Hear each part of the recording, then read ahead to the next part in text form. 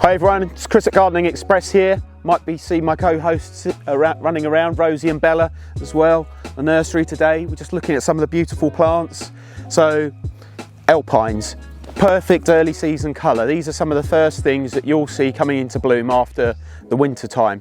As the name suggests, Alpine, typically found in mountainous regions, so in the wild, and then you've got many sort of varieties. They survive in sort of craggy cliffs and all of that sort of thing where the soil's thin, the nutrients are poor, but they grow very well in those conditions, well-drained conditions, cold conditions. They love it, they thrive. So if you've got a problem spot, you might want to even consider some Alpines. Very well widely used for sort of making special planters and things. People get old butler sinks and alternative planters and plant them up with Alpines as well. They make a really nice sort of unusual display in one of those.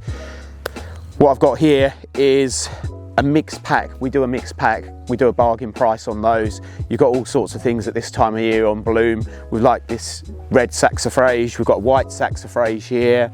We've got a golden sedum there creeping that will just spread. That'll flower in the summer, yellow flowers.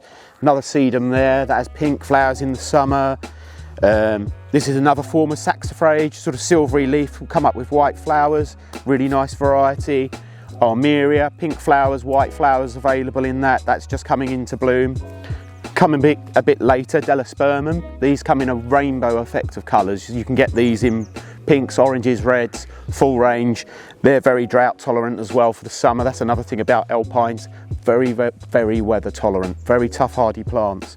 You've got another carpeting sedum here with sort of golden foliage with hints of red in it. That's called Angelina, that variety. And there's another one that Angelina was actually originally found on this plant, Sedum reflexum, as a variant shoot, yellow variant shoot. This is the golden grey variety. We've got that in the collection as well.